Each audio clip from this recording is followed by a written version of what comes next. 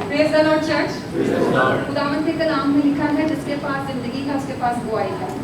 मैं शुक्र करती हूँ शिकायना के लिए कि जब भी इसको कुछ होता है तो व्हाट्सएप पे सिस्टर रूबी को मैसेज करती हैं कि मेरे लिए प्रे करें।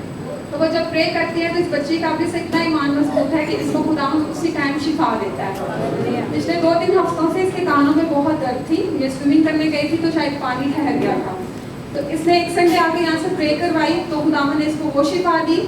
और ये 2 दिन पहले इसके दांत में दर्द थी तो इसने व्हाट्सएप पकड़ा और सिस्टर को मैसेज किया कि सिस्टर जी मेरे टीथ में पेन हो रही है और आप प्रे करेंगे तो मैं ठीक हो जाऊंगी।